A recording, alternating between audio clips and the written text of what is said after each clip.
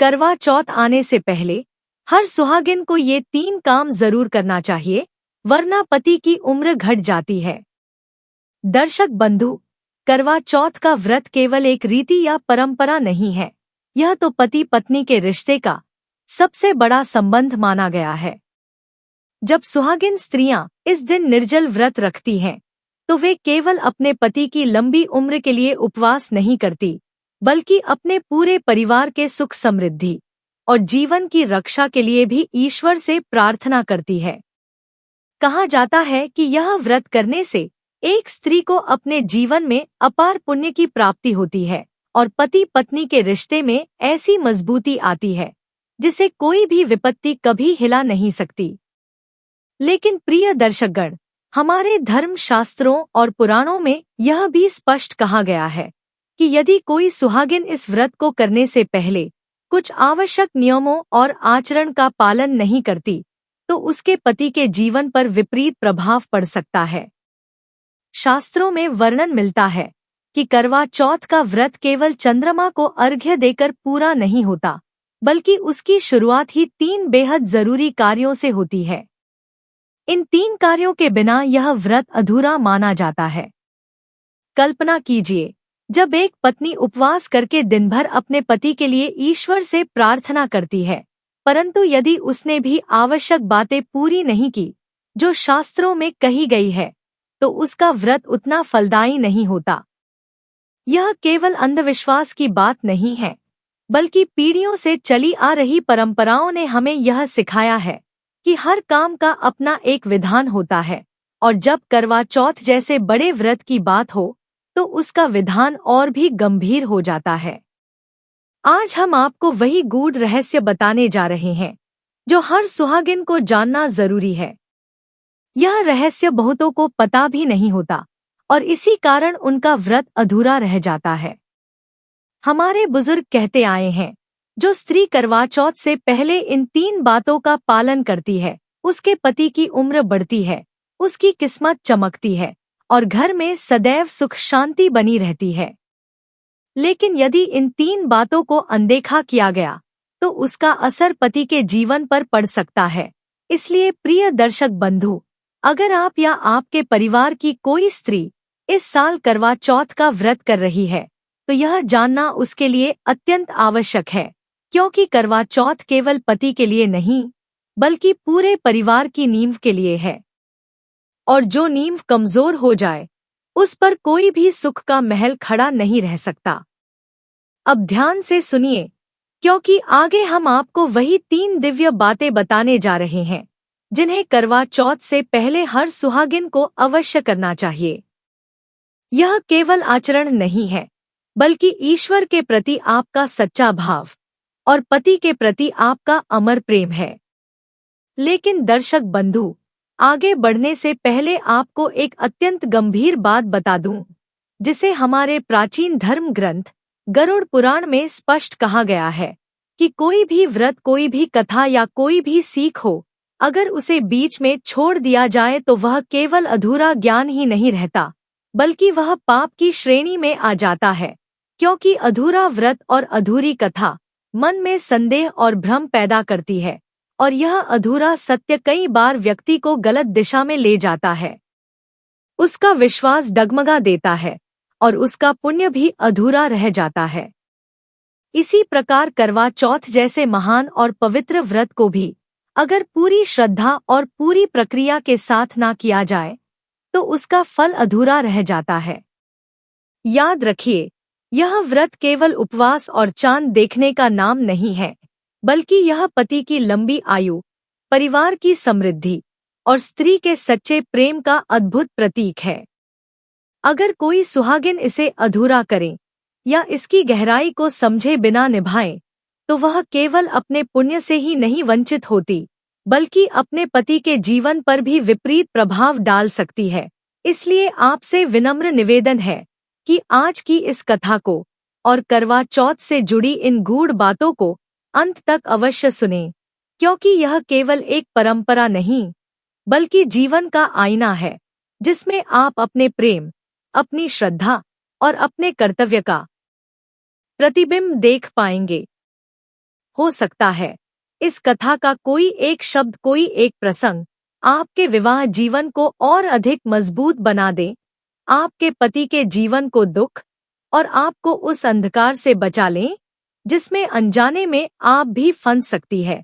और यदि आप सच में सच्ची सनातनी महिला है तो यह आपका धर्म भी है कि ऐसे संदेशों को केवल अपने तक सीमित ना रखें, बल्कि उन्हें अधिक से अधिक लोगों तक आगे फैलाएं। इसलिए इस वीडियो को लाइक करें, अपने मित्रों और परिवार के साथ साझा करें और राम सीता वॉइस को अभी सब्सक्राइब करें ताकि धर्म, सत्य और जीवन की गूढ़ शिक्षाएं आपको निरंतर मिलती रहे। तो चलिए श्रद्धा, विश्वास और अखंड सुहाग की भावना के साथ और सिया राम का नाम लेकर इस पावन कथा की शुरुआत करते हैं। सुबह की हल्की धूप आंगन में उतर चुकी थी। हर कोने में जीवन की चहल पहल दिखाई दे रही थी, लेकिन चौधरी परिवार के आंगन में इस दिन कुछ और ही हलचल थी। प्रिया ने गुलाबी रंग की साड़ी पहनी थी, माथे पर सिंदूर की हल्की रेखा चमक रही थी। वह श्रद्धा और आदर के साथ अपनी सास कौशल्या देवी के पास आई और चरण छूकर बोली, माँ जी, मैं मायके जा रही हूँ। भाई की शादी की तैयारी है, मम्मी ने बुलाया है, थोड़ी खरीदारी करनी है। कौशल्या देवी ने शांत स्वर में कहा, बहू तुम तो अभी 3 दिन पहले ही मायके से लौटी हो और अब फिर जाने की तैयारी कर रही हो। प्रिया ने सहजता से कहा, हाँ माँ जी, लेकिन मेरी छोटी बहन भी आज ही आई है। वह बार बार नहीं आ सकती, इसलिए मम्मी ने आज ही खरीदारी तय की है। कौशल्या देवी ने समझाते हुए कहा, यह सब ठीक है बेटा, लेकिन इस घर की भी कुछ जिम्मेदारियां हैं। तुम जानती हो ना कि मेरे घुटनों में दर्द है, चलना फिरना मुश्किल हो जाता है। ऐसे में घर का कामकाज संभालना मेरे बस की बात नहीं। प्रिया ने हंसकर कहा, जी आपको किस बात की चिंता है, भाभी है ना, वह सब संभाल लेंगी। इतना सुनना था कि रसोई में काम कर रही बड़ी बहू संध्या का सब्र टूट गया। वह बाहर आई और गुस्से में बोली, क्या मैं इस घर की नौकरानी हूँ जो दिन रात काम करती रहूं और तुम जब चाहो मायके चली जाओ? जिम्मेदारी निभाने का नाम तक नहीं लेती, थोड़ा तो घर के काम में हाथ लगाओ। प्रिया ने ठंडे स्वर में कहा, मैं अभी कोई काम नहीं करूंगी, मम्मी ने बुलाया है और मैं जरूर जाऊंगी। कौशल्या देवी ने बीच बचाव किया, देखो बहू, संध्या की बात भी गलत नहीं है।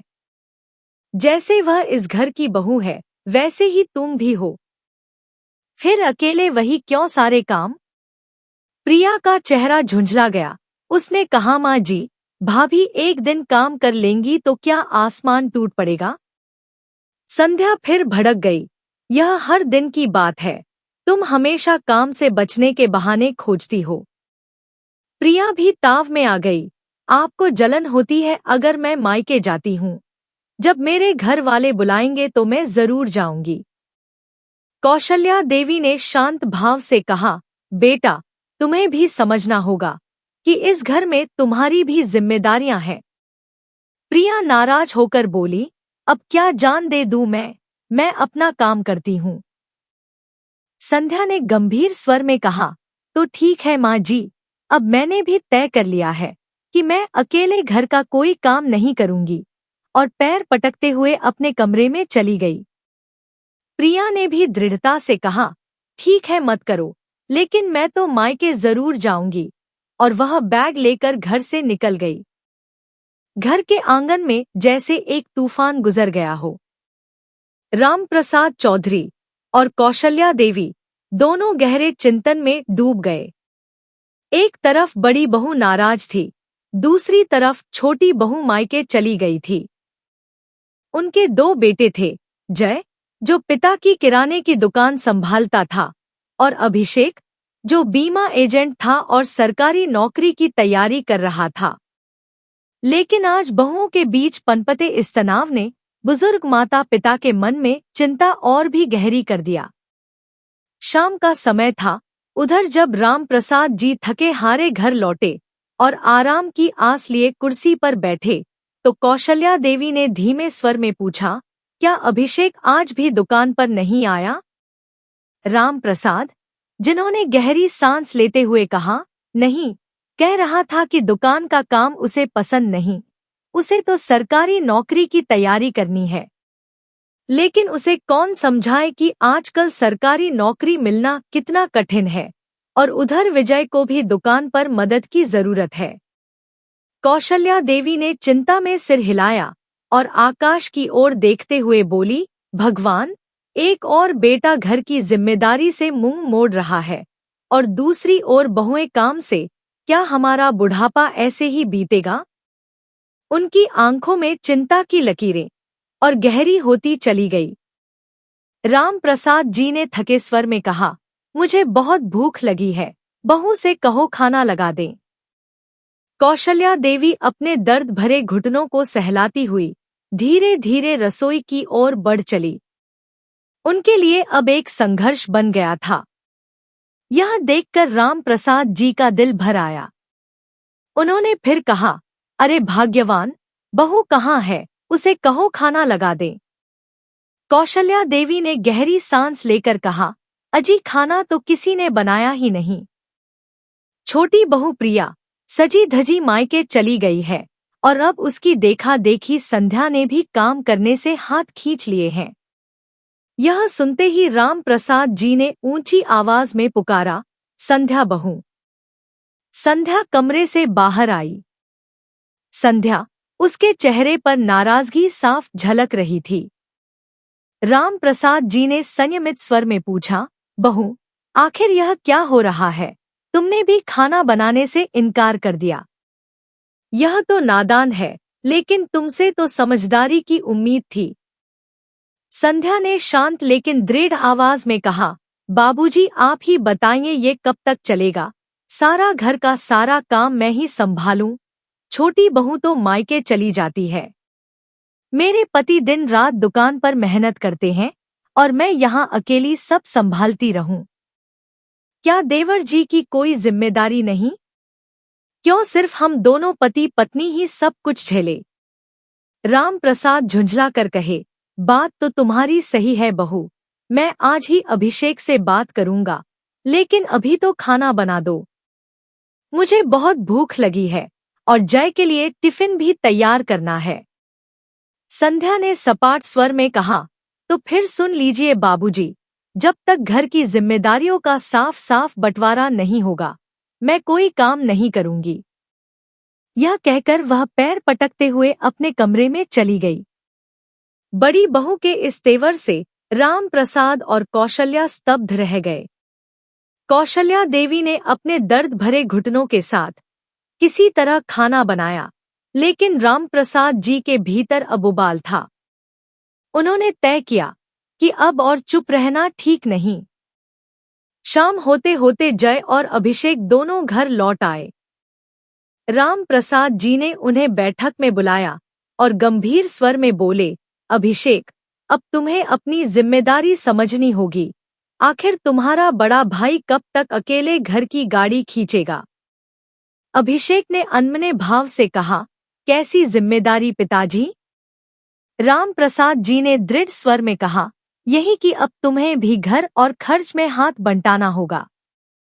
मैं सोच रहा हूँ कि अब इस घर का बंटवारा कर देना चाहिए, ताकि रोज रोज की कलह खत्म हो जाए। यह सुनकर जय बोला, पिताजी, बंटवारा कोई हल नहीं है। अगर सब अपनी अपनी जिम्मेदारी समझ लें, तो यह घर फिर से पहले जैसा हो सकता है। कौशल्या देवी ने गहरी सांस भरते हुए कहा, बात तो सही है बेटा, लेकिन इस घर में अब सब अपनी अपनी मर्जी के मालिक हो गए हैं, और तू ही बताएल, कब तक अपने छोटे भाई के परिवार का बोझ उठाता रहेगा? उसी समय कोने में खड़ी प्रिया तपाक से बोली, क्यों माँ जी, ऐसा क्या कर दिया हमने? हम तो खुद कमाते खाते हैं, फिर भी ताने सुनने पड़ते हैं। बंटवारा कर ही दीजिए, कम से कम रोज रोज का यह झगड़ा तो खत्म होगा। यह सुनकर संध्या का गुस्सा 7वें आसमान पर पहुंच गया। वह बोली, हाँ हाँ, यही तो तुम चाहती हो बंटवारा हो जाए और माँ बाबूजी की जिम्मेदारी केवल मुझ पर रह जाए। लेकिन मैंने भी ठान लिया है, अब मैं भी कुछ नहीं करूंगी। बहुत सेवा कर ली मैंने। प्रिया भी पलट कर बोली, मैंने भी कोई ठेका नहीं लिया है इस घर का। थोड़ी ही देर में देवरानी और जेठानी में बहस छेड़ गई, आवाजें ऊंची होती गई। तभी जय ने गुस्से में चिल्लाकर कहा, संध्या, तुम्हारी हिम्मत कैसे हुई मेरी माँ बाबूजी को बोझ कहने की? अभिषेक ने शांत स्वर में कहा, भैया, माँ बाबूजी मेरे साथ रहेंगे, मेरा भी फर्ज है उनकी सेवा करना। यह कहकर अभिषेक अपने कमरे की ओर चला गया। पीछे पीछे प्रिया गुस्से से पैर पटकते हुए आई और बोली, सुनिए, मैं आपके माँ बाबूजी के साथ एक पल भी नहीं रहूंगी। अभिषेक ने दृढ़ स्वर में कहा, वे मेरे माता पिता हैं, जिन्होंने मुझे जन्म दिया, पाला पोसा। बुढ़ापे में मैं उन्हें कैसे छोड़ सकता हूँ? प्रिया ताव में बोली, मुझे इससे कोई मतलब नहीं, मैं केवल आपके साथ रह सकती हूँ। बाकी कौन रहे कौन जाए मुझे कोई फर्क नहीं पड़ता, मैं आपके माँ बाबूजी के साथ नहीं रहूंगी। अब अभिषेक का गुस्सा काबू से बाहर हो गया। उसने तीखे स्वर में कहा, प्रिया, अब बहुत हो गया, अपनी हद में रहो। अब इस बारे में कोई बहस नहीं होगी, मेरी बात तुम्हें माननी ही होगी। एल प्रिया भी झुके बिना बोली, मैं साफ कह चुकी हूँ, मैं तुम्हारे माँ बाप के साथ नहीं रहूंगी। इतना सुनते ही अभिषेक का धैर्य टूट गया। उसने आवेश में आकर प्रिया के गाल पर जोरदार थप्पड़ जड़ दिया। प्रिया सन्न रह गई, उसका चेहरा थरथरा उठा। उसने गाल पर हाथ रखा और कांपती आवाज में बोली, अपने माँ बाप के लिए तुमने मुझ पर हाथ उठाया, यह बहुत बड़ी गलती की है। अब देख लेना इसका अंजाम क्या होगा। करीब 1 घंटे बाद प्रिया मायके जा पहुंची। दरवाजे पर खड़ी बस सिसक रही थी। आंगन में आवाज लगाई, माँ। बेटी की हालत देखकर माँ हैरान रह गए। प्रिया की माँ दौड़ती हुई आई, बेटी क्या हुआ, तू इस वक्त क्यों आई है, सब ठीक तो है? प्रिया ने आंसू पोंछते हुए कहा, माँ, आपने मेरा रिश्ता किस घर में कर दिया? प्रिया के पिता चिंतित होकर बोले, बेटी बात क्या है, खुलकर बता तो सही।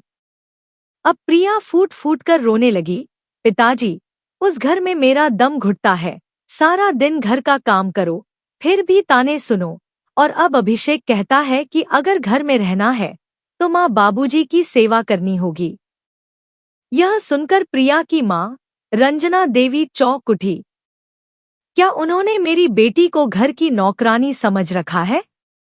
प्रिया रोते हुए बोली, मैं खाना बनाऊं, घर संभालूं, सास ससुर के पैर दबाऊं, और जब मना किया तो मेरे पति ने मुझ पर हाथ उठा दिया। प्रिया के पिता रामविलास चौधरी का चेहरा गुस्से से लाल हो गया। उन्होंने सोचा, इसकी कैसी हिम्मत हुई। तभी रंजना देवी ने बहुत शांत स्वर में कहा, बेटी, अब तक तूने इतना क्यों सहा? पहले दिन से ही विरोध करती तो इतनी हिम्मत ही ना होती। उनकी प्रिया रोते हुए बोली, माँ, मैं तो यही सोचती रही कि जैसे तैसे मेरा घर बस जाए, इसलिए सहती रही। रंजना ने बेटी को गले लगाते हुए कहा, बहुत हुआ, अब तो अपने मायके में है, अब फैसला वह लोग नहीं, हम करेंगे। उधर जब प्रिया के जाने की खबर जय और संध्या को मिली तो घर में चिंता छा गई। जय ने अभिषेक से कहा, भाई, क्या जरूरत थी उस पर हाथ उठाने की? अभिषेक ने गुस्से को दबाते हुए कहा, भैया, मैं कब तक सहता। वह साफ साफ कह रही थी कि माँ बाबूजी के साथ नहीं रहेगी। जब उसने उनके लिए ऐसे अपमानजनक शब्द कहे तो मैं खुद को रोक नहीं सका। राम प्रसाद सिर पकड़ते हुए कहे, बेटा, जो हुआ वह ठीक नहीं था, अब बात बिगड़ चुकी है। मुझे लगता है मुझे ही प्रिया को समझाने जाना होगा। अगले दिन जब राम प्रसाद चौधरी प्रिया के मायके पहुंचे तो दरवाजा खुलते ही प्रिया के पिता रामविलास चौधरी का चेहरा साफ हो गया। रामविलास बोले, आ गए माफी मांगने। पहले बेटी पर जुल्म, फिर तमाचा, और अब संधि की बात। वापस लौट जाइए, हमारी बेटी अब उस घर में नहीं जाएगी। रामप्रसाद जी ने हाथ जोड़कर बहुत विनम्रता से कहा, भाई साहब, मैं आपके सामने सिर झुकाकर क्षमा मांगता हूँ। लेकिन समाज में इज्जत भी कोई चीज होती है। तब प्रिया की मां ने तंज भरे स्वर में कहा, इज्जत की फिक्र तब करनी चाहिए थी जब आपके बेटे ने हमारी बेटी पर हाथ उठाया था। रामप्रसाद जी ने शांत स्वर में कहा, बहन जी, प्रिया ने यह तो बताया कि थप्पड़ पड़ा, लेकिन यह नहीं बताया कि क्यों पड़ा। सच मानिए, गलती हमारे अभिषेक की भी है और आपकी बेटी ने भी मर्यादा लांघी। प्रिया आंसुओं से भरी आवाज में चीख पड़ी, देखिए पिताजी, अब भी यह लोग मुझे ही दोष दे रहे हैं। आज हाथ उठाया है, कल कुछ और करेंगे। अब यह लोग मेरा क्या करेंगे मैं कह नहीं सकती। रामविलास अब आपे से बाहर हो गए और बोले, बस बहुत हुआ। अब आपसे बात कोर्ट में ही होगी, जाइए यहाँ से। रामप्रसाद कुछ देर मौन रहे, फिर बोले, ठीक है भाई साहब, जो निर्णय आपका हो वह मंजूर है। लेकिन मेरी एक विनती है, थोड़ा समय दीजिए, भावनाओं में बहकर कोई फैसला मत लीजिए।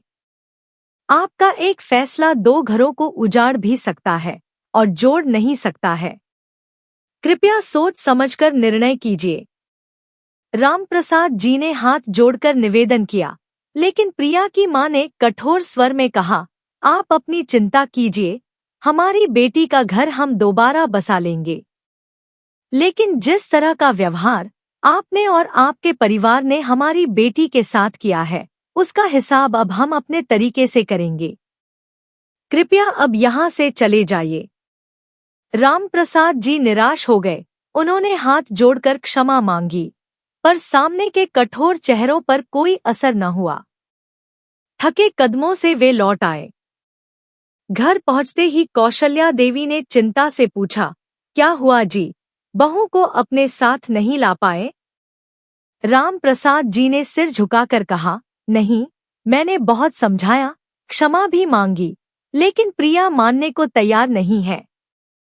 उसके मायके वाले, अब तो वे लोग कोर्ट में केस करने की बात कर रहे हैं।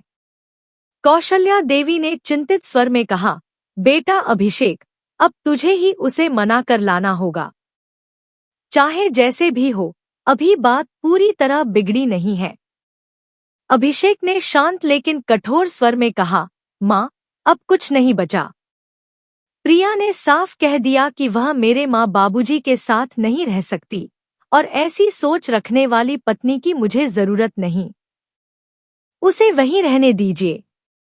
जहां तक केस की बात है, उन्हें जो करना है करें। कौशल्या देवी ने गंभीर लहजे में कहा, बेटा, इसी तरह की जिद और अहंकार से ही परिवार बिखर गए हैं। अभी समय है बात को सुलझाने की, कोशिश करो। अभिषेक ने ठंडी सांस लेते हुए जवाब दिया, माँ, अब जो होगा देखा जाएगा। इतना कहकर वह कमरे से निकल गया। पीछे खड़ी संध्या यह सब चुपचाप देख सुन रही थी। उसकी आंखों में चिंता की हल्की परछाई उभर आई थी। अगले दिन दोपहर को जब जय दुकान से खाने के लिए घर आया, तो उसने देखा कि माँ कपड़े धो रही थी। यह देखकर उसका मन चटक गया। वह तेजी से कमरे में गया और ऊंची आवाज में बोला, संध्या, यह सब क्या हो रहा है? संध्या ने दमकते हुए कहा, मैं क्या कर रही हूँ? वही जो अब तक करती आई हूँ। सब तो अपने अपने आराम में मस्त है। जय ने गहरी सांस लेते हुए कहा, माँ बाबूजी के कपड़े धोने तक से तुम्हें आपत्ति होने लगी है। संध्या चिढ़कर बोली, तो क्या मैं ही इस घर की सेविका हूँ? प्रिया तो आराम से मायके जाकर बैठ गई है, अब सारा काम मैं अकेले ही करती रहूं क्या? विजय ने सख्त लहजे में कहा, संध्या, यह तरीका ठीक नहीं है। यह घर सबका है और माँ बाबूजी की सेवा करना हम दोनों का फर्ज है। संध्या नाराज होकर बोली, अब मैं सिर्फ अपना काम करूंगी, बाकी किसी के लिए ना खाना बनाऊंगी और ना ही झाड़ू पोछा करूंगी। यह कहकर वह पैर पटकते हुए रसोई में चली गई। उधर प्रिया के मायके में उसके पिता रामविलास चौधरी उसके पास आए और बोले, बेटी, अभिषेक का कोई फोन आया क्या? प्रिया ने उदास होकर कहा, नहीं पिताजी, और आएगा भी क्यों, वही तो इस सब की वजह है। रामविलास जी बोले, कोई बात नहीं, मैं भी वकील से मिलकर आ रहा हूँ। मैंने तुम्हारे ससुराल वालों पर दहेज का केस कर दिया है। प्रिया चौंक गई। पिताजी, दहेज की तो कोई बात ही नहीं थी, यह तो झूठा केस है। रामविलास जी ने गंभीर स्वर में कहा, बेटा, हमें सब पता है, लेकिन वकील ने कहा है कि केस को मजबूत बनाना है, तो यही करना पड़ेगा। अब देखना कैसे वो लोग तुम्हारे पैरों में गिरेंगे। प्रिया की माँ भी बोली, बहुत अच्छा किया आपने। अब उन्हें भी तो एहसास होगा कि किसी की बेटी को नीचा दिखाने का अंजाम क्या होता है। फिर उन्होंने प्रिया से कहा, बेटी तुम आराम करो, चिंता मत करना, अब हम हैं तुम्हारे साथ। इधर राम प्रसाद जी के घर में माहौल अब और अधिक तनावपूर्ण हो चुका था। संध्या ने अब घर का कामकाज केवल अपने लिए सीमित कर लिया था। रविवार की सुबह थी। जय चुपचाप बिस्तर पर लेटा विचारों में डूबा था। तभी संध्या आई और बोली, सुबह के 10 बज गए हैं, कुछ खाया नहीं आपने, मैं नाश्ता लाती हूँ। जय ने कहा, जब तक मेरे साथ माँ बाबूजी के लिए भी थाली नहीं लगती, मैं नाश्ता नहीं करूँगा। संध्या ने नाक सिकोड़ते हुए कहा, अब भी वही बात। लेकिन मेरी भी जिद है, अब मैं उनका खाना नहीं बनाऊंगी। विजय ने ठंडी आवाज में कहा, तो ठीक है, मैं भी भूखा रहूंगा। संध्या नाराज होकर पलट गई, लेकिन जाते जाते उसकी आंखें कहीं ना कहीं भीतर के द्वंद्व को छिपा नहीं पा रही थी।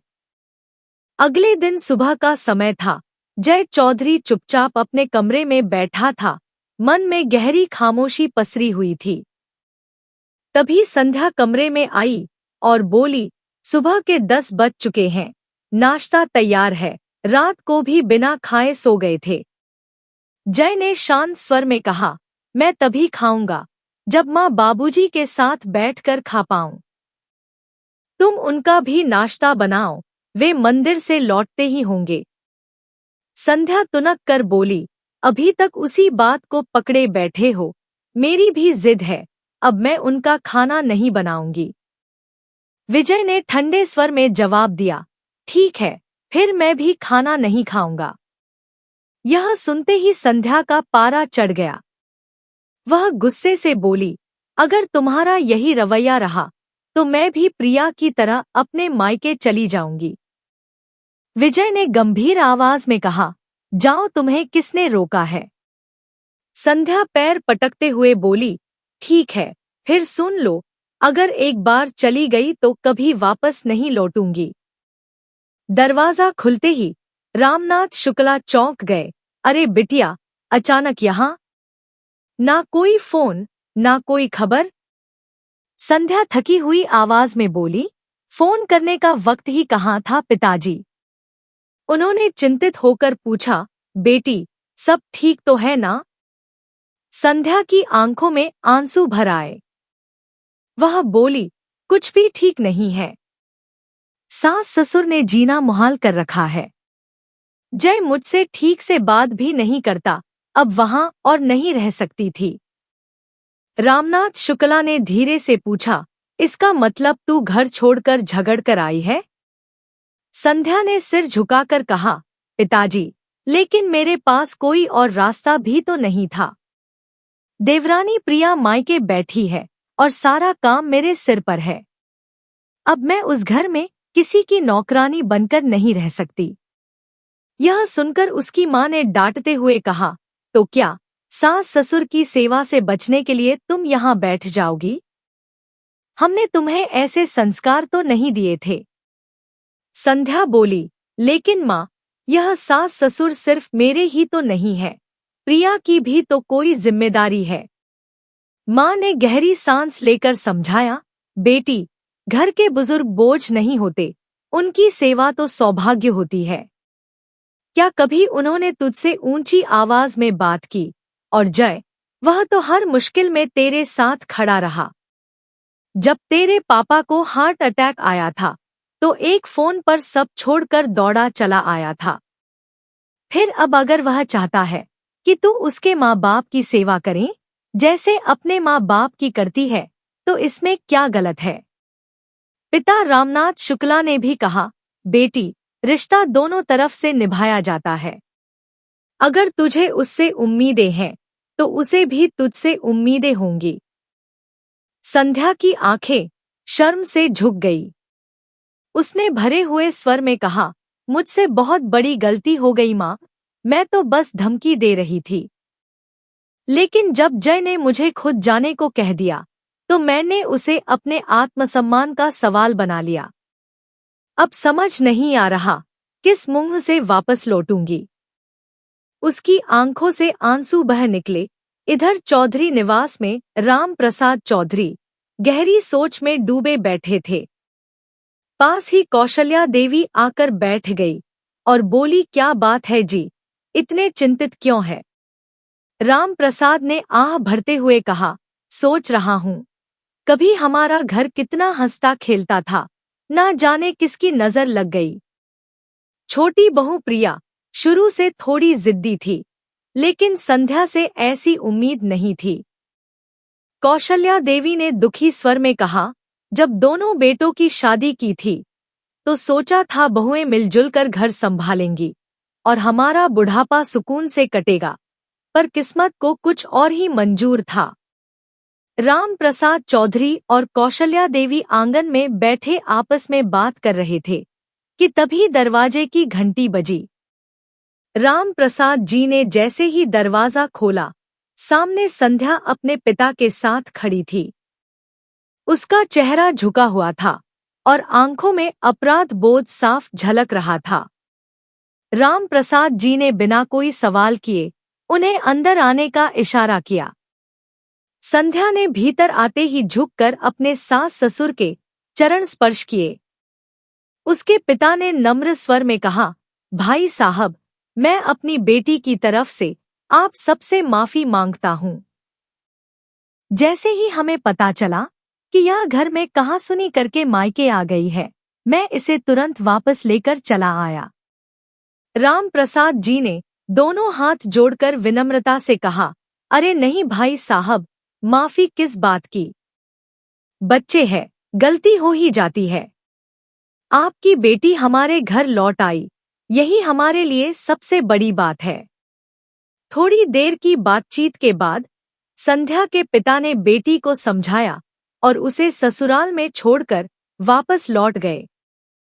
संध्या के लौट आने से राम प्रसाद और कौशल्या देवी ने राहत की सांस ली। घर का वातावरण कुछ हल्का महसूस हुआ। शाम को जब जय चौधरी काम से घर लौटा तो बिना कुछ बोले अपने कमरे में चला गया। संध्या उसके पीछे पीछे पहुंची और धीमे स्वर में बोली, सुनिए जी, मुझे अपनी गलती का एहसास हो गया है। माँ पिताजी ने मुझे बहुत समझाया, मैं वादा करती हूँ, अब से आपके माता पिता की सेवा में कोई कमी नहीं छोड़ूंगी। मैं उन्हें अपने माँ बाप की तरह मानकर आदर करूंगी। जय ने गहरी सांस ली और कहा, संध्या, क्या हमारे रिश्ते इतने कमजोर थे? एक छोटी सी बात पर तुम अपना घर छोड़कर चली गई। संध्या की आंखों में आंसू थे। वह बोली, सच कहूं तो मैं जाना नहीं चाहती थी, बस भावनाओं में बहकर आपसे उल्टा बोल गई। सोचा कि आप मुझे रोक लेंगे, पर जब आपने ही जाने को कह दिया तो मैंने इसे अपनी इज्जत का सवाल बना लिया। जय मुस्कुराया और उसे गले से लगा लिया। उधर पुलिस थाने में इंस्पेक्टर ने राम प्रसाद जी से गंभीर स्वर में कहा, आपकी बहू ने आप पर और आपके बेटे पर घरेलू हिंसा और दहेज के आरोप लगाए हैं। अगर मामला कोर्ट गया तो परेशानी बढ़ सकती है। आपके पास 24 घंटे है, समझौता कीजिए, वरना हमें कार्रवाई करनी पड़ेगी। राम प्रसाद जी ने गहरी सांस लेते हुए कहा, इंस्पेक्टर साहब, मैं पूरी कोशिश करूंगा। हमारे परिवार की इज्जत दांव पर है। शाम को जब अभिषेक और जय दोनों घर लौटे तो राम प्रसाद जी ने उन्हें पूरी बात बताई। पुलिस केस और आरोपों की बात सुनकर अभिषेक चौधरी गुस्से से भर गया। बाबूजी, उन्होंने झूठा केस कर दिया, मैं अब चुप नहीं बैठूंगा। अभिषेक गरजा। जय ने शांति से कहा, भाई, गुस्से से कुछ नहीं होगा, फोन करो और बात करो, शायद बात बन जाए। अभिषेक ने तुरंत प्रिया को फोन लगाया, लेकिन कॉल उसके पिता ने उठाया। अभिषेक ने भावुक स्वर में कहा, पिताजी, इतनी छोटी बात पर आपने पुलिस केस कर दिया। आप जानते हैं गलती मेरी थी, लेकिन झूठे दहेज के आरोप क्यों? मेरे माँ बाबूजी का क्या दोष था? प्रिया के पिता ने कठोर स्वर में कहा, अब कोई बात नहीं करनी है, हमारी अगली मुलाकात कोर्ट में होगी। अभिषेक ने गुस्से में कहा, ठीक है, तो फिर कोर्ट में ही सच सामने आएगा। अगले ही दिन जय एक अनुभवी वकील से मिला और केस की पूरी जानकारी दी। मामला कोर्ट में चला गया। हर दिन राम प्रसाद और कौशल्या देवी की आंखों में चिंता साफ झलकती। कई महीने बीत गए। एक शाम जब राम प्रसाद और जय कोर्ट से लौटे तो संध्या ने पानी थमाते हुए पूछा, क्या हुआ, कुछ खबर है? जय मुस्कुराया और बोला, भगवान ने हमारी सुन ली, केस खत्म हो गया और हम जीत गए। घर में जैसे खुशियों की लहर दौड़ गई।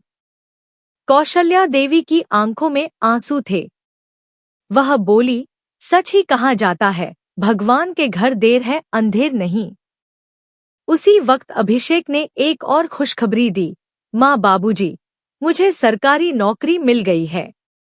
राम प्रसाद की आंखें चमक उठीं। उन्होंने अभिषेक को गले से लगा लिया। कौशल्या देवी ने राम प्रसाद से मुस्कुराते हुए कहा, लगता है अब हमें अभिषेक के लिए एक अच्छा रिश्ता देख लेना चाहिए। घर में फिर से रोशनी लौट आई है, उम्मीद की, एकता की और विश्वास की। राम प्रसाद चौधरी आश्चर्य से बोले, अरे कौशल्या, ये कैसी बातें कर रही हो तुम? कौशल्या देवी ने संयमित स्वर में कहा, देखिए जी, प्रिया के घर से तलाक के कागज आ चुके हैं। जब रिश्ता टूटने की कगार पर है तो अभिषेक के लिए कोई और रिश्ता देखने में क्या हर्ज है? राम प्रसाद ने गंभीरता से कहा, ठीक है, पर किसी भी निर्णय से पहले अभिषेक से एक बार जरूर बात कर लो। उधर जब कोर्ट ने फैसला अभिषेक के पक्ष में फैसला सुनाया तो प्रिया के मायके में जैसे सन्नाटा छा गया। इस बीच उसके भाई की शादी भी हो चुकी थी और अब प्रिया खुद को भीतर से टूटा हुआ महसूस कर रही थी। चिंता से भरी प्रिया के पिता ने अपनी पत्नी से कहा, भाग्यवान, इन वकीलों के चक्कर में हम बुरी तरह फंस गए। उधर उनका तो नसीब खुल गया, अभिषेक को सरकारी नौकरी भी मिल गई। प्रिया की मां यह सुनकर स्तब्ध रह गई। बोली, हम तो सोच रहे थे कि उन्हें जेल भेजेंगे, पर यहाँ तो उल्टा हो गया। उसी वक्त प्रिया आकर उनके पास बैठ गई। मां बोली, जो होना था हो गया, अब तुम्हारे लिए कोई अच्छा रिश्ता देख लेते हैं। समय रहते तुम्हारी जिंदगी फिर से संवारना जरूरी है। प्रिया झल्लाकर बोली, क्या जरूरत है फिर से शादी की? अगर अगली बार भी वही हाल हुआ तो मैं अब दोबारा शादी नहीं करूंगी। उसके पिता ने शांत किंतु दृढ़ स्वर में कहा, बेटी, तलाक के कागज पर तुम्हारे ही दस्तखत है। समाज में ऐसे कितने दिन तक बैठी रहोगी? रिश्तेदार बातें बनाएंगे और हमारी भी तो जिम्मेदारी है। प्रिया ने धीर स्वर में कहा, जब मैंने ससुराल छोड़ा था आपने कहा था कि यह तुम्हारा घर है, आराम से रहो। अब क्या सब कुछ बदल गया? पिता ने हल्के से सिर झुकाते हुए कहा, बेटी, हमने आज भी तुम्हें कभी पराया नहीं समझा और जो हुआ है उसके बाद जरा सोच समझकर चलना जरूरी है। प्रिया की मां ने सहमति जताते हुए कहा, अगर तुम्हारा घर फिर से बच सकता है तो हमें झुकने में कोई संकोच नहीं। अगले दिन प्रिया अपने माता पिता के साथ राम प्रसाद चौधरी के घर पहुंचे। प्रिया ने आते ही कौशल्या देवी और राम प्रसाद के चरणों में गिरकर माफी मांगी। राम प्रसाद ने हल्की मुस्कान के साथ कटाक्ष किया, बेटी, तुम्हारी तो कोई गलती नहीं थी, गलती तो हमारी थी, जो तुम्हें मारते थे, दहेज मांगते थे और घर से भी निकाल दिया था, है ना? प्रिया के पिता शर्मिंदा होकर बोले, राम प्रसाद जी, कृपया ऐसा मत कहिए, हमसे बहुत बड़ी भूल हो गई थी। अब अगर आप क्षमा कर दें तो आपकी बहुत कृपा होगी। कौशल्या देवी ने भावुक होकर कहा, भाई साहब, आपकी वजह से हमने कितनी तकलीफ सहे हैं। कोर्ट कचहरी के चक्कर, समाज में बदनामी, और अब जब हमारे बेटे की जिंदगी संवरने लगी है तब आप हमारे दरवाजे पर आ गए। उसी समय अभिषेक चौधरी भीतर से निकला। प्रिया को देखकर उसका चेहरा कठोर हो गया। उसने ऊंची आवाज में कहा, इतना सब करने के बाद अब तुम्हारी हिम्मत कैसे हुई यहाँ आने की? प्रिया के पिता हाथ जोड़ते हुए बोले, बेटा, हम जानते हैं कि हमसे बहुत बड़ी गलती हुई है और अगर माफ कर सको तो एक बार और मौका दे दो। राम प्रसाद ने भारी स्वर में कहा, भाई साहब, बच्चों की गलतियों पर उन्हें समझाना माँ बाप का काम होता है, ना कि उनका साथ देकर उनकी गृहस्थी तोड़ देना। अब तो इस रिश्ते में ऐसी दरार आ चुकी है जिसे भरना शायद मुमकिन नहीं। पूरा आंगन एक गहरे मौन में डूब गया। कोई कुछ कह नहीं पा रहा था क्योंकि जो टूट चुका था वह अब जोड़ने से भी नहीं जुड़ रहा था।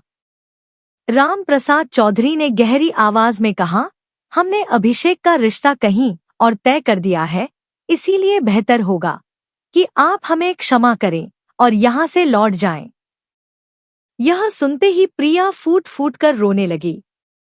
वह कौशल्या देवी के चरणों में गिरकर गिड़गिड़ाते हुए बोली, माँ जी, बाबूजी, एक आखिरी मौका दे दीजिए।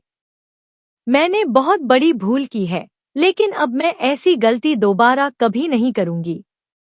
मुझे माफ कर दीजिए, मुझे इस घर से मत निकालिए। अभिषेक ने दूर खड़े ठंडे स्वर में कहा, तलाक के कागज तो तुमने ही भेजे थे ना? अब अचानक इस घर की याद क्यों आ गई? बेहतर होगा अभी के अभी यहाँ से चली जाओ, नहीं तो मजबूरन मुझे सख्ती बरतनी पड़ेगी। प्रिया के पिता हाथ जोड़ते हुए बोले, ठीक है बेटा, गलती हमारी थी, उसका फल भी हमें ही भुगतना होगा, हम जा रहे हैं। जैसे ही वे लोग मुड़ने लगे, राम प्रसाद चौधरी ने गहरी सांस लेते हुए आवाज लगाई, रुकिए भाई साहब। फिर उन्होंने कौशल्या देवी की ओर देखा और बोले, हमने अभी केवल रिश्ते के लिए हामी भरी है, पक्की बात तो नहीं हुई। अगर हम उन्हें मना कर देंगे तो थोड़ी बहुत बदनामी जरूर होगी, लेकिन अगर एक बहू की गलती को कभी ना माफ करके उसकी पूरी जिंदगी को उजाड़ दिया तो वह हमारे लिए एक भारी पाप होगा। कौशल्या देवी ने थोड़ी देर सोचकर कहा, आप सही कह रहे हैं, लेकिन सवाल यह है कि क्या अभिषेक इसके लिए तैयार होगा? अब सबकी निगाहें अभिषेक चौधरी की ओर टिक गई। आंगन में कुछ पल के लिए गहरा सन्नाटा छा गया। फिर अभिषेक ने प्रिया की ओर देखा। उसकी आंखों में पश्चाताप और सच्चाई झलक रही थी। उसने धीमे स्वर में कहा, प्रिया, सच कहूं तो मैं कभी भी तुमसे दूर नहीं होना चाहता था, लेकिन जब तुमने मेरी माँ और बाबूजी के साथ वह सब किया तो मैं बर्दाश्त नहीं कर पाया। मुझे खुशी है कि तुम्हें अपनी गलती का एहसास हुआ। गलती तो मुझसे भी हुई थी, जो गुस्से में आकर तुम पर हाथ उठा बैठा, लेकिन अब मैं तुम्हें खोना नहीं चाहता। मेरी जिंदगी अधूरी है तुम्हारे बिना, वापस आ जाओ। प्रिया की आंखों से आंसुओं की धार बहने लगी। उसने कांपते स्वर में कहा, धन्यवाद अभिषेक, आपने मुझे माफ कर दिया, यही मेरे लिए सबसे बड़ी बात है। घर का वातावरण एकदम बदल गया। राम प्रसाद और कौशल्या देवी ने संतोष की सांस ली। प्रिया के माता पिता की आंखों में भी राहत झलक उठी। अब घर में फिर से रोशनी लौट आई थी। यह कथा हमें यही सिखाती है कि अहंकार, गलतफहमी और पल भर का क्रोध वर्षों के रिश्तों को तोड़ सकता है। लेकिन अगर समय रहते पश्चाताप, क्षमा और प्रेम कर लिया जाए तो वही रिश्ते फिर से जुड़ जाते हैं। अब आइए जानते हैं वे 3 महत्वपूर्ण बातें जो माता पिता को कभी भी अपनी संतानों के सामने नहीं करनी चाहिए, ताकि उनके भविष्य पर कोई नकारात्मक छाया ना पड़े। दोस्तों, अब मैं आपको एक दूसरी कहानी के माध्यम से समझाने का प्रयास कर रहा हूँ। राहुल और अनुजा की शादी को अभी चांदनी रातें देखे ज्यादा दिन नहीं हुए थे कि घर में तूफान के पहले संकेत मिलने लगे। शांता देवी, जो खुद कभी एक कठोर सांस की हुकूमत झेल चुकी थी, अब अपनी बहू पर उसी रियासत की महारानी बनने लगी।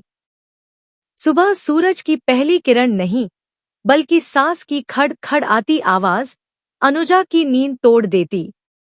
उस दिन तो हद ही हो गई।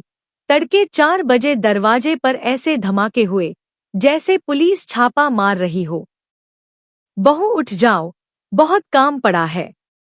अनुजा आंख मसलते हुए उठी, चेहरे पर थकान, मन में खींच लिए दरवाजा खोला तो सामने खड़ी सास शुरू हो गई।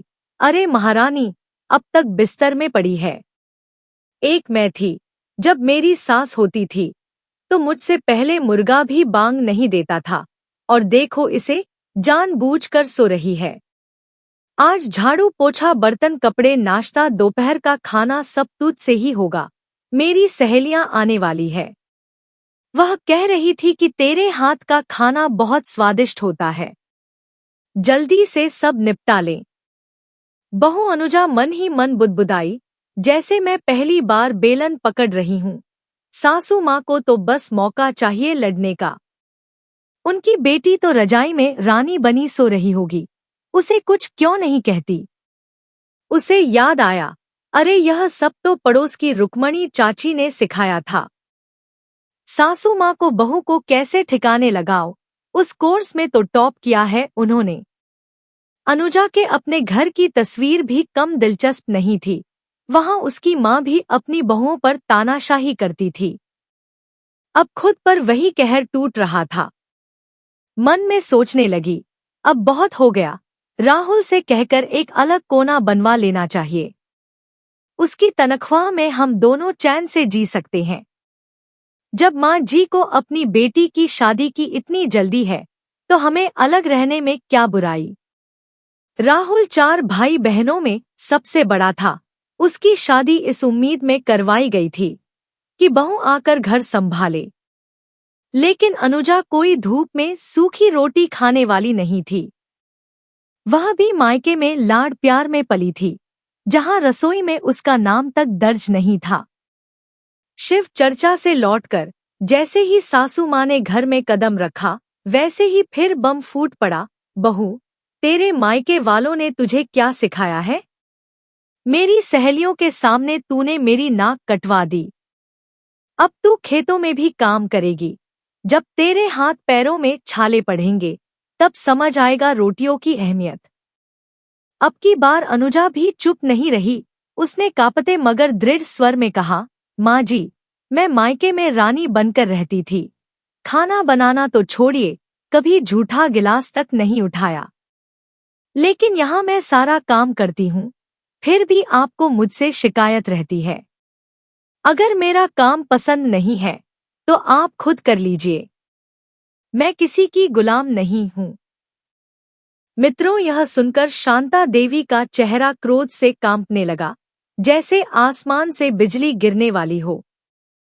अनुजा की बात सुनते ही उनका चेहरा गुस्से से तमतमा उठा। वे बोली, क्या मुझसे जुबान लड़ाएगी? अपनी सास के सामने महारानी बनेगी? यह कहते हुए उन्होंने गुस्से में आकर अनुजा के गाल पर एक जोरदार तमाचा जड़ दिया। यह थप्पड़ गुस्से में था या सोच समझकर मारा गया, यह कोई समझ नहीं पाया। घर में उस समय राहुल की बहन और दोनों छोटे भाई मौजूद थे। तप्पड़ की आवाज इतनी तेज थी कि मोहल्ले की 2-3 औरतें भी दरवाजे पर आ गई। अनुजा को यह अपमान ऐसा चुभा कि उसकी आंखों से आंसू बह निकले। बिना कुछ कहे वह रोती हुई अपने कमरे में चली गई और दरवाजा जोर से बंद कर लिया। उसका मन अब किसी से मिलने को तैयार नहीं था। उसने मन ही मन ठान लिया, अब यह दरवाजा सिर्फ राहुल की आवाज पर खुलेगा। उधर राहुल के छोटे भाई आदित्य और निखिल सोच में पड़ गए। वे आपस में चर्चा करने लगे कि जब भैया और बाबूजी लौटेंगे तो उन्हें क्या बताया जाए और किसकी तरफदारी करनी है। घर में अब 2 खेमे बन चुके थे, एक और शांता देवी और उनके समर्थक जो अपनी बात को सही ठहराने की कहानी बना रहे थे, और दूसरी ओर अनुजा जो अपने कमरे में तन्हा अपने घावों को सहला रही थी। शाम ढल चुकी थी। राहुल और उनके पिताजी हरिराम जी जैसे ही ऑफिस से लौटते हैं, घर का सन्नाटा देखकर चौंक गए। हर दिन घर में घुसते ही रसोई से खाने की खुशबू आती थी, लेकिन आज सब कुछ जैसे बर्फ बन गया था। हरिराम जी ने पूछा, अरे आज घर में इतना सन्नाटा क्यों है और यह अंधेरा कैसा? यह सुनते ही शांता देवी रोने लगी। रोते रोते उन्होंने अपना पक्ष कुछ इस तरह सुनाया कि जैसे अनुजा ने घर को तहस नहस कर दिया हो। उनके साथ बेटे निखिल भी माँ की हर बात में हामी भरता रहा। शांता देवी की कहानी सुनकर राहुल का माथा ठनक गया। वह सीधे अनुजा के कमरे की ओर बढ़ा और दरवाजे पर जोर से दस्तक दी। अंदर अनुजा आईने के सामने खड़ी थी। उसने जानबूझकर बालों को थोड़ा बिखेर लिया था ताकि थप्पड़ का दर्द और अपमान चेहरे से साफ झलकें। दरवाजा खुलते ही वह जोर जोर से रोने लगी। राहुल ने गुस्से को दबाते हुए पूछा, सच सच बताओ अनुजा, क्या हुआ है? अनुजा कुछ कहती उससे पहले ही शांता देवी चिल्ला उठी, अब तू अपनी बीवी से पूछ रहा है? अरे वो बड़ी तुझे बेचारी लग रही है। अब तो तू माँ का आंचल छोड़, बीवी का पल्लू पकड़। राहुल ने पलट कर कहा, माँ जरा चुप रहिए, मैं बात कर रहा हूँ। फिर अनुजा की ओर मुड़ते हुए बोला, बताओ क्या हुआ था? लेकिन इस बार बीच में हरिराम जी आ गए। वे बोले, अरे नालायक, माँ से जबान चलाता है, किसके इशारे पर बोल रहा है? कहीं ससुराल वालों की सिख तो नहीं ले आया? राहुल ने संयमित स्वर में कहा, पिताजी, इसमें ससुराल का क्या लेना देना है? पहले सच्चाई तो जान लीजिए। बात इतनी बढ़ी कि शब्दों के तीर बहस की तलवार बन गए और वही हुआ जिसका डर था। बात अब बंटवारे पर आ पहुंची। हरिराम जी ने धीमी परंतु ठंडी आवाज में कहा, अगर तुमसे घर नहीं संभलता तो अलग हो जाओ, हिस्सा लो और चैन से रहो। हमें भी अब अपनी उम्र के हिसाब से सुकून चाहिए। राहुल अब चुप नहीं रहा। उसने कहा, ठीक है पिताजी, कर दीजिए बंटवारा। शायद यही ठीक होगा, पर माँ को भी कभी समझाइए। हरिराम जी ने ठंडी सांस ली और कहा, बहुत हुआ राहुल, कल पंचायत में फैसला होगा। अगले दिन गांव की पंचायत बुलाई गई। खेत मकान सामान सबकी गिनती हुई। फैसला हुआ कि बीघे बराबर बांटेंगे, पर जो बेटा माँ बाप की सेवा करेगा उसे अतिरिक्त 2 बीघा मिलेंगे। घर के बर्तन फर्नीचर सब बांट दिए गए। एक ही छत के नीचे अब बंटवारे की लकीर खिंच चुकी थी। दोस्तों अलग होने के बाद कुछ दिनों तक घर में शांति रही, पर मोहल्ले में खबरें फैल रही थी। अनुजा और उसकी सास शांता देवी दोनों को अपनी अपनी भूलों का कुछ एहसास हुआ और अहंकार बीच में दीवार बनकर खड़ा था जो किसी को झुकने नहीं दे रहा था। एक सुबह शांता देवी ने देखा कि राहुल और अनुजा अस्पताल जा रहे हैं। मन बेचैन हो उठा। वह खुद को रोक ना पाई और पूछ बैठी, राहुल बेटा, सब ठीक है ना? बहू को अस्पताल क्यों ले जा रहे हो? राहुल मुस्कुराकर बोला, माँ, वह बहू माँ बनने वाली है। यह सुनते ही शांता देवी के चेहरे पर रंग लौट आया। सारी शिकवे शिकायतें उसी पल मिटने लगे। वह तुरंत अनुजा के पास चली आई। राहुल ने आंखें से अनुजा को समझा दिया, सब ठीक से बात करना। अब शांता देवी का सारा गुस्सा पिघल चुका था। पूरी लगन से बहू की सेवा में लग गई। इसी बीच घर में एक और खुशखबरी आई। राहुल की बहन का विवाह तय हो गया। संयोग था कि दूसरी ओर अनुजा ने एक स्वस्थ पुत्र को जन्म दिया। घर फिर से खुशियों से भर उठा और सब कुछ इतना आसान नहीं था।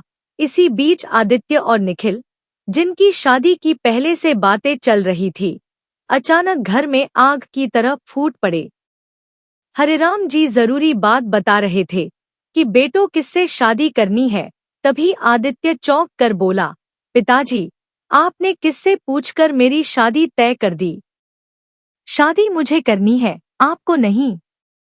निखिल भी बोल पड़ा, भैया, मैं भी कोई बकरा नहीं जो आप जो कहो वही कर दूं। मैं जिससे चाहूं उसी से शादी करूंगा। हरिराम जी का चेहरा गंभीर हो गया। उन्होंने धीमे पर भारी स्वर में कहा, बेटा, अगर तुम शादी नहीं करना चाहते तो मत करो। लड़की वालों से कुछ बहाना बना लेंगे और कम से कम हमें बता तो देते। अगली सुबह मजबूरी में हरिराम जी को लड़की वालों से कहना पड़ा कि बेटों ने शहर चले जाने का कहकर थोड़ा समय मांग लिया है। शाम को जब राहुल घर लौटे तो उन्होंने अनुजा से कहा, देखो, अगर अनिल और आते आ जाए तो तुम भी घर जाना। अनुजा घर पर थी और रात होते ही घर में नया तूफान आया। विपिन, जो कि परिवार से अलग हो चुका था, आ गया, पर अकेला नहीं, उसके साथ किसी लड़की का हाथ था।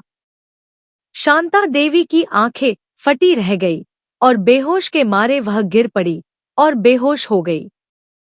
हरिराम जी का हाथ सीने पर चढ़ गया। अनुजा दौड़कर पानी लाई और सास ससुर को सहारा दिया। माँ जी, खुद को संभालिए। शांता देवी आंसुओं में डूबी बोली, कैसे संभालूं, मेरा तो कलेजा फट गया। राहुल को बुलाया गया। वह भागता हुआ आया। माँ बाप की हालत देख उसकी आंखों में भी आंसू थे। फिर उसने विपिन की ओर कड़क आवाज में कहा, ये क्या तमाशा है विपिन? विपिन तमतमाया और बोला, भैया, आप तो इस परिवार से अलग हो चुके हो, इसलिए बेहतर है कि आप इसमें ना बोले। फिर उसने जो कहा सब चौंक उठे। जब माँ बाप ने मेरी मर्जी के खिलाफ लड़की चुनी तो मैंने अपनी पसंद की लड़की से शादी कर ली, और इसमें गलत क्या है? अगर आप लोग उसे इज्जत से अपनाएंगे तो ठीक, वरना मैं यह घर छोड़ दूंगा। घर में भारी सन्नाटा छा गया। सबके मन में एक सवाल गूंज उठा, यही अहंकार और जल्दबाजी कहाँ तक ले जाएगी? दोस्तों, बात यहीं खत्म नहीं हुई। इतना कहकर आदित्य अपने कमरे में चला गया और दरवाजा बंद कर लिया। थोड़ी देर बाद निखिल घर में दाखिल हुआ। शांता देवी को रोते देख वह घबरा गया। माँ, ये क्या हो रहा है? इतना क्यों रो रही हो? निखिल ने घबराकर पूछा। शांता देवी गंभीर स्वर में बोली, तेरा छोटा भाई आदित्य किसी लड़की को लेकर घर में घुस आया है। बिना बताए शादी कर ली। निखिल ने शांत लेकिन दृढ़ आवाज में कहा, हाँ माँ, मुझे सब पता है। लड़की के घरवाले शादी के खिलाफ थे। आदित्य बेचारा क्या करता? कल ही उसने बताया था कि उसके रिश्ते के लिए लड़की के परिवार वाले घर आने वाले हैं। वह लड़की इतनी डर गई थी कि आत्महत्या की धमकी दे दी रही थी। शांता देवी ने लंबी सांस खींची और बोली, तो यह सब भी उसी जिद और जल्दबाजी का नतीजा है जो तुम्हारे बाबूजी को थी। बिना हमसे पूछे दो दो रिश्ते तय कर दिए और अब भुगतो। निखिल ने भी हामी भरते हुए कहा, हाँ माँ, आप सही कह रही है। हमें भी कोई और रास्ता नहीं सूझा, इसलिए हमने यह कदम उठाया। तभी हरिराम जी वहां आ गए। उनका चेहरा गुस्से से तमतमा रहा था। वे बोले, वाह बेटा, क्या सोच है तुम दोनों की। एक गलती करता है तो दूसरा उस पर पर्दा डालता है। निखिल, कहीं तू भी तो वह नहीं करके आया जो आदित्य ने किया। निखिल ने संयमित स्वर में कहा, अगर कर भी लिया हूं तो क्या गलत किया बाबूजी। मैंने भी कोर्ट मैरिज कर ली है, शादी का सर्टिफिकेट भी बनवा लिया है, लड़की वालों से बात हो चुकी है, वे कल या परसों मिलने आ जाएंगे। आप चिंता मत करो, मैं समाज में आपकी इज्जत कभी गिरने नहीं दूंगा। हरिराम जी ने सिर पकड़ लिया और गुस्से में बड़बड़ाने लगे, हे भगवान, ये कौन सी सजा है जो मुझे मिल रही है। क्या कमी रह गई थी हमारी परवरिश में। पास बैठी अनुजा ने धीरे से कहा, पिताजी, एक बार आप आदित्य से बात करके तो देखिए, शायद सब संभल जाए। शांता देवी ने दरवाजे पर दस्तक दी और बोली, बेटा जरा दरवाजा खोल, हमें तुमसे बात करनी है। दरवाजा खुलते ही आदित्य गुस्से से भड़क उठा, क्या है, अब क्यों गला फाड़ रही हो। शांता देवी ने ठंडे स्वर में कहा, बेटा तुम्हारे बाबूजी बुला रहे हैं। आदित्य झल्लाकर बोला, इस लड़की को अभी के अभी इसके घर भेज दो। अगर इसी से शादी करनी है तो रीति रिवाज से लाओ। उसके माँ बाप से बात करो और ढंग से तारीख तय करो। हरिराम जी ने हामी भरते हुए कहा, बेटा अब जो भी होगा विधिवत होगा। आदित्य व्यंग्य से बोला, अब दहेज की बात मत शुरू कर देना बाबूजी। हरिराम जी ने गहरी सांस लेकर कहा, बेटा हमें इन बातों से कुछ लेना देना नहीं है। जब लड़की वाले मानेंगे हम समाज के सामने तुम्हारी शादी करवा देंगे। आदित्य ने थके स्वर में कहा, अब जो होगा देखा जाएगा। उस रात घर में अंधेरा ही अंधेरा था। शांता देवी और हरिराम जी दोनों बिस्तर पर लेटे लेटे छत निहारते रहे। ना नींद थी ना चैन। इधर शाम को जब राहुल ऑफिस से लौटा तो अनुजा ने मोहल्ले की औरतों से सुनी सारी बातें उसे सुना दी। राहुल ने माथा पकड़ लिया और बोला, हे भगवान, ये सब क्या हो गया। वह फूट फूट कर रोने लगा। अनुजा ने उसे थामते हुए कहा, अब रोने से क्या होगा, आपने उन्हें समझाया क्यों नहीं। राहुल ने गुस्से में कहा, तूने समझाया क्या। अनुजा ने शांति से जवाब दिया, मैंने बहुत समझाया, लेकिन वे खुद को बोझ समझने लगे थे। यही कहकर चले गए। राहुल ने दुख भरे स्वर में कहा, इन 3 बेटे होने के बावजूद माँ बाबूजी दर दर भटक रहे हैं। अब लोग क्या कहेंगे। उधर निखिल भी अपनी पत्नी को घर ले आया। अब मोहल्ले में यह चर्चा आम हो चुकी थी कि दोनों छोटे बेटे अपनी दुनिया बना चुके हैं, लेकिन माँ बाप के लिए उनके दरवाजे बंद हो गए हैं। रोज घर में पार्टियों का शोर होता, मोहल्ले वालों से झगड़े भी होते, किसी को शिकायत करने की हिम्मत नहीं होती, लेकिन हर किसी की आंखों में ताना जरूर झलकता। एक दिन निखिल के वकील दोस्त ने कहा, तूने अभी तक घर अपने नाम करवाया है क्या। निखिल बोला, नहीं यार, अभी तक तो सब माँ बाबूजी के नाम पर ही है। वकील बोला, तो समझ ले, अगर उनका मन बदल गया तो यह घर किसी और को भी दे सकते हैं और तुझे सड़क पर भी ला सकते हैं। निखिल को यह बात दिल में लग गई। वह फौरन आदित्य के पास पहुंचा। दोनों ने मिलकर फैसला किया, अब वक्त आ गया है, माँ बाबूजी को घर वापस बुलाना होगा। फिर दोनों ने राहुल से बात की। वे बोले, भैया हमसे बहुत बड़ी गलती हो गई, अब हम माँ बाबूजी को वापस लाना चाहते हैं। राहुल को भाइयों का यह अचानक बदल जाना थोड़ा अजीब लगा, लेकिन मन ने कहा, अब गलती सुधर रही है तो उसे सहारा देना चाहिए। राहुल बोला, ठीक है, कल चलेंगे, लेकिन आज ऑफिस में जरूरी मीटिंग है। दोस्तों, अगली सुबह तीनों भाई राहुल, आदित्य और निखिल अपने माता पिता को मनाने के लिए एक साथ निकल पड़े। रास्ते भर राहुल का चेहरा उम्मीद से खिला हुआ था। वह मन ही मन सोच रहा था, माँ बाबूजी मुझे बहुत चाहते हैं, जैसे ही मिलूंगा उनके चरणों में गिर जाऊंगा और कहूंगा चलो ना, मुन्ना दिन भर दादी दादी करता रहता है। अनुजा उसकी तस्वीर दिखाकर बहलाती है। जब हरिराम जी और शांता देवी ने राहुल को सामने देखा तो उनकी आंखों की कोरों में स्नेह की नमी झलक उठी। राहुल आगे बढ़ा और बोला, माँ बाबूजी, हम आप दोनों को बहुत याद करते हैं। अनुजा और मुन्ना के बिना घर एकदम वीरान लगता है। मुन्ना थोड़ा थोड़ा चलने भी लगा है, लेकिन सबसे पहले आपका नाम लेता है। शांता देवी की आंखें भर आई। उन्होंने कहा, बेटा, हम भी तुम्हें और मुन्ना को बहुत याद करते हैं, लेकिन जो हुआ है उसने हमें भीतर तक तोड़ दिया। राहुल ने माँ का हाथ पकड़कर कहा, माँ, बचपन में भी तो हम गलतियां करते थे, तब आप डांटती थी, कभी थप्पड़ भी लगाती थी, लेकिन हमें छोड़कर तो नहीं चली जाती थी। अब हमसे गलती हो गई तो आपने हमें अकेला छोड़ दिया। शांता देवी ने लंबी सांस ली और बोली, बचपन की गलती और अब की गलती में फर्क है बेटा। अब तुम बड़े हो चुके हो और हमने बहुत सहा है। तभी हरिराम जी कमरे में आ गए। चेहरा कठोर था। वे बोले, क्यों आए हो? अब क्या रह गया है लेने को? क्या वह जमीन के कागज चाहिए जिनकी बात वकील ने कही थी?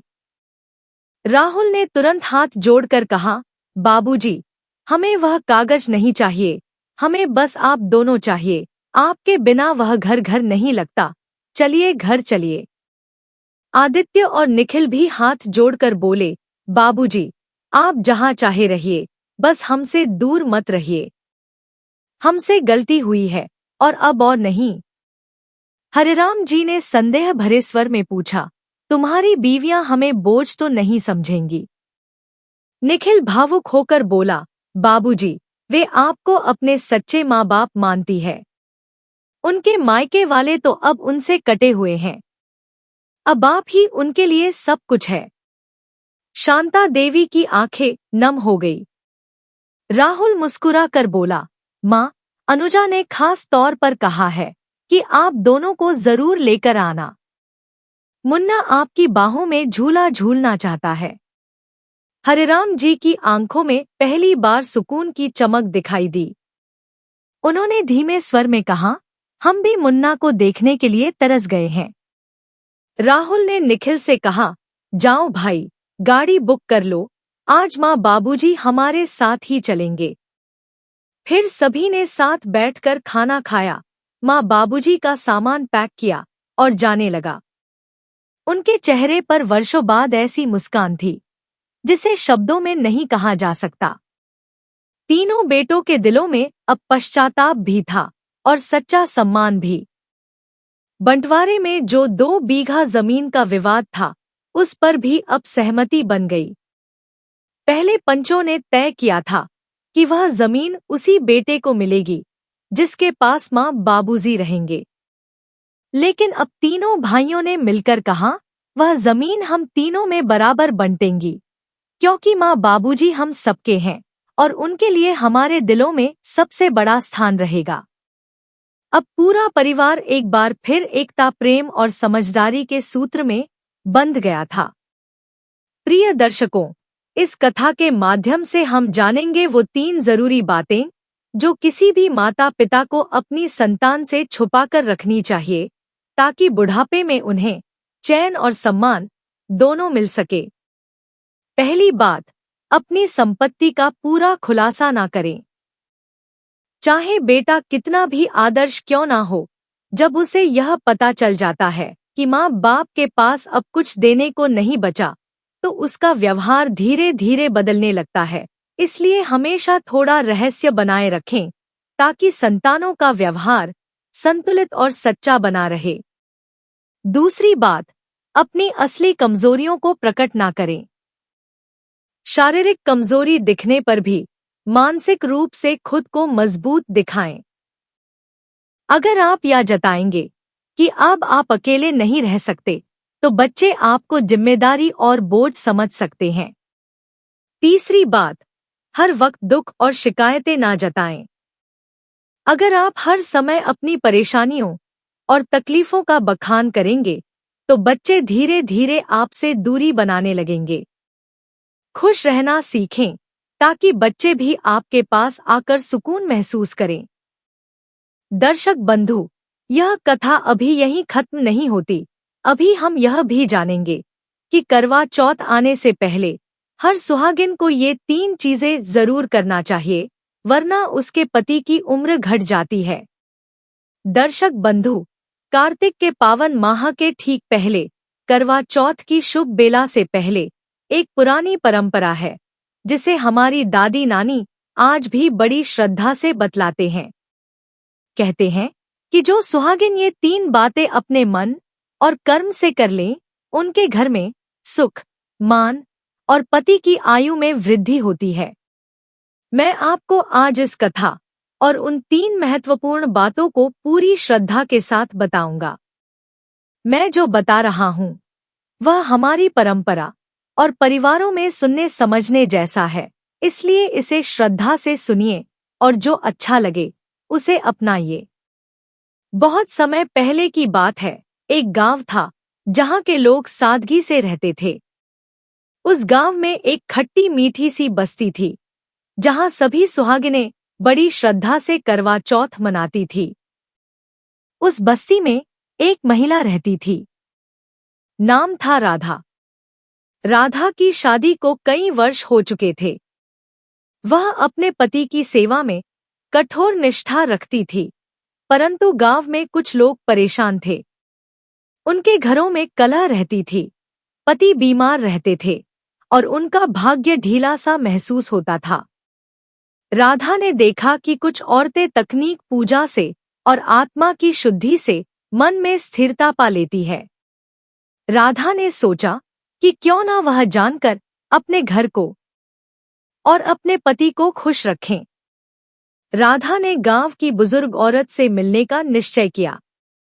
वह बुजुर्ग औरत शांत थी, उनके चेहरे पर सालों की साधना की छाप थी। उन्होंने राधा को बड़ी गंभीरता से बताया, बेटी, पूजा व्रत और रीति रिवाज केवल दिखावे के लिए नहीं होते, उनके पीछे एक नियम है। मन की शुद्धता, नियत की पवित्रता और व्यवहार का संतुलन। अगर ये तीनों ठोस हो तो घर में दीर्घायु, सम्मान और स्वाद आता है।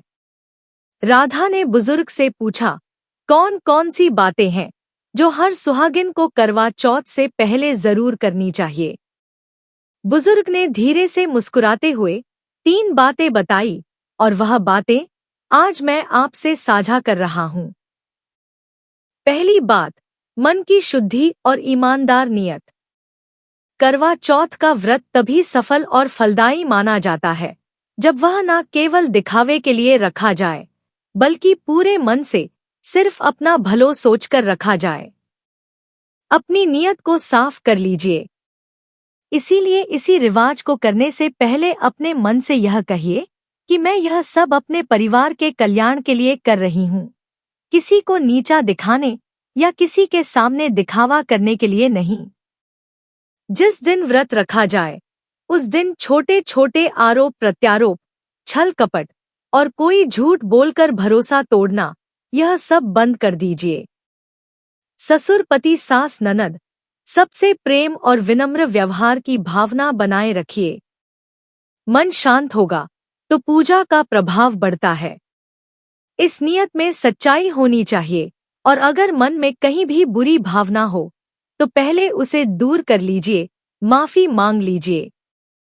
कोई दुश्मनी है तो उसे निभाकर मिलन करा दीजिए। दूसरी बात, घर और रिश्तों में संतुलन बनाए रखना। करवा चौथ केवल एक व्रत नहीं, यह एक वचन भी है। पति के लिए, परिवार के लिए स्थिरता का वचन। परंतु इस वचन का अर्थ यह नहीं कि आप अपने आप को पूरी तरह से भूल जाएं। अपने व्यवहार में मधुरता लाकर, घर के कामकाज में सहयोग करके, अपने पति के सम्मान को बढ़ाकर और घर के बुजुर्गों का आदर करके आप वह ऊर्जा बनाती है जो घर को मजबूत बनाती है। अगर आप कहीं कटुता, अहंकार या जलन जैसी चीजों को बढ़ावा देंगी तो घर में दरारें आ सकती है। इसलिए करवा चौथ से पहले अपने घर की साफ सफाई कीजिए, अपने पति के अच्छे गुणों को याद करिए और छोटे छोटे उपहार या कोई पत्र लिखकर उससे अपना प्रेम जताइए। रिश्तों को जीवित रखने का यह तरीका बहुत प्राचीन और सर्वोत्कृष्ट है। तीसरी बात, आत्मा का संयम और संयमित आहार। आहार व्रत का बड़ा उद्देश्य है।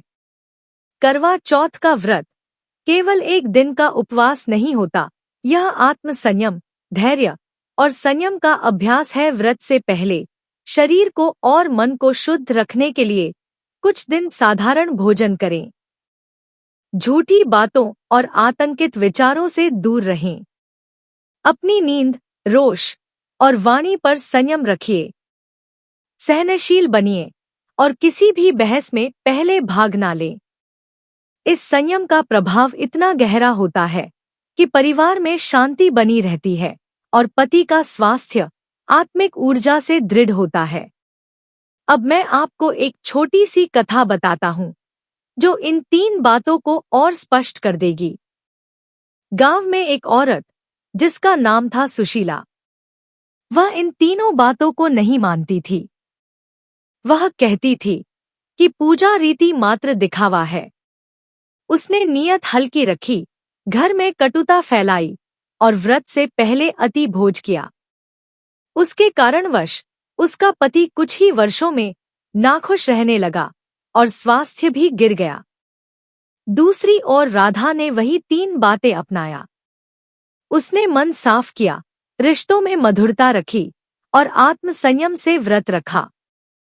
उसके घर में खुशहाली आई, पति का स्वास्थ्य बना रहा और दोनों के बीच प्रेम गहरा हुआ। लोक कथाओं में यही सीख हमारी पीढ़ियों तक आई है। दर्शक बंधु, मैं यह नहीं कहता कि केवल ये 3 बातें करने से हर मुश्किल गायब हो जाएगी, परंतु हमारी परंपरा की बुद्धि यही है कि ये 3 काम करने से मन, घर और आत्मा का संतुलन बनता है। संतुलित मन और सच्चे कर्म से ही संसार में स्थिरता आती है। इसलिए करवा चौथ आने से पहले अपने मन की सफाई करिए, घर के रिश्तों में मधुरता लाइए और अपने जीवन में संयम की लय बनाइए। अंत में एक विनती है, किसी भी रीति रिवाज को करते समय सदैव विद्या और बुद्धि का उपयोग कीजिए। अंधविश्वास में कोई कदम मत उठाइए। अगर कोई रोग या स्वास्थ्य संबंधी चिंता है तो चिकित्सक से सलाह अवश्य लें, परंतु हृदय की श्रद्धा से किए गए कर्मों का अपना असर अवश्य होता है। यही हमारी पुरानी परंपरा हमें सिखाती है। अब अगर यह कथा और ये बातें आपको पसंद आई हो तो इसे अपने घर की सुहागिनों के साथ बांट लें, ताकि हर घर में प्रेम और दीर्घायु बनी रहे। भगवान भला करे और सबका मंगल हो। एक बार सीता राम के नाम पर राम सीता वॉयस को सब्सक्राइब जरूर करें। बोलिए सियापति रामचंद्र की जय। जय सिया राम।